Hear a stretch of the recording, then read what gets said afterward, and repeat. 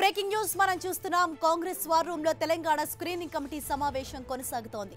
సమావేశానికి AICC general సెక్రటరీలు KC Venugopal, Kuntia, AICC రాష్ట్ర ఇన్ఛార్జీలు, సెక్రటరీలు, పీసీసీ అధ్యక్షుడు ఉత్తమ్, సీఎల్పీ నేత భట్టి విక్రమార్క హాజరయ్యారు. లోక్సభ అభ్యర్థుల ఎంపికపై నేతలు కసరత్తు చేస్తున్నారు.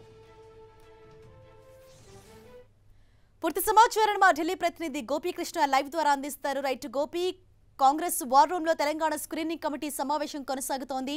సమావేశానికి ఎవరెవరు హాజరయ్యారు? సమావేశంలో ఏ అంశాలకు సంబంధించి చర్చించబోతున్నారు?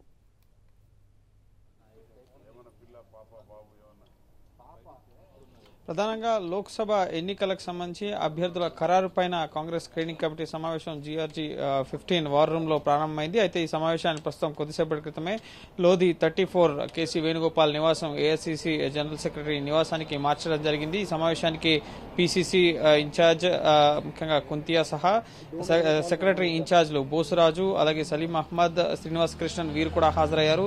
అలాగే ముఖ్యంగా పీసీసీ ఉత్తమ్ కుమార్ రెడ్డి, అలాగే మధుయాష్కి గౌడ్, సీఎల్పీ నేత భట్టి విక్రమార్క కూడా ఈ సమావేశానికి హాజరయ్యారు. తెలంగాణ నుంచి 17 స్థానాలకి దాదాపు 50 మందికి పైగా అభ్యర్థుల పేర్లు రావడం జరిగింది. వాటిపైన కసరత్తు చేస్తున్నారు.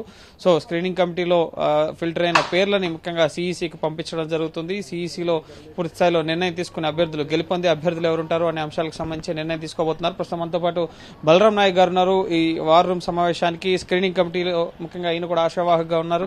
సార్, మీరు మాజీ ఎంపీగా పనిచేశారు. సో సీనియర్లకే పెద్దపీట వేస్తున్నట్లుగా తెలుస్తుంది. సో ఏ విధంగా ఉంటుంది అనుకుంటున్నారు అభ్యర్థుల ఎంపిక? తప్పకుండా ఏఐసి రాహుల్ గాంధీ గారు పూర్తి స్థాయిలో ఎక్సర్సైజ్ చేసిన తర్వాత ఇవాళ గౌరవనీయుల మా కుంతియా గారు కానీ, పీసీసీ ప్రెసిడెంట్ గారు, వర్కింగ్ ప్రెసిడెంట్ గారు అందరూ కూడా కలిసి ఇవాళ ఒక కసరత్ చేసి ఒక లిస్టును రాహుల్ గాంధీ గారికి సబ్మిట్ చేయబోతున్నారు. ఇవాళ కాకపోతే రేపు పొద్దున సబ్మిట్ చేసిన తర్వాత మళ్ళీ ఇంకోసారి కూడా స్క్రీనింగ్ కమిటీ ఉండబోతుంది. దాని తర్వాత ఫైనల్ చేసి మహిళలు, యువకులు, సీనియర్లు అందరినీ కూడా క్వాలిటీలోకి తీసుకుంటున్నట్టుగా తెలుస్తుంది. సో గతంలో పోటీ చేసిన వాళ్ళకి ఇచ్చే అవకాశాలు ఉంటాయంటారు? తప్పకుండా ఉంటాయి. ఎందుకంటే గతంలో పోటీ చేసి ఎంతో కొంత ఓట్లతోని ఓడిపోయినంత మాత్రాన, ఒక నియోజకవర్గంలో పోయినంత మాత్రాన అన్ని 7 నియోజకవర్గాలకు కూడా గుర్తించి వాళ్ళు చేసిన సేవలు కానీ, వాళ్ళు చేసినది కానీ కాంగ్రెస్ పార్టీలో కంటిన్యూ కొనసాగుతూ మహిళల పట్ల కానీ, సీనియర్ల పట్ల కానీ, జూనియర్ల పట్ల కానీ అన్ని ఆలోచించే ఎక్సర్సైజ్ చేస్తారని నేను భావిస్తున్నాను. Thank you sir.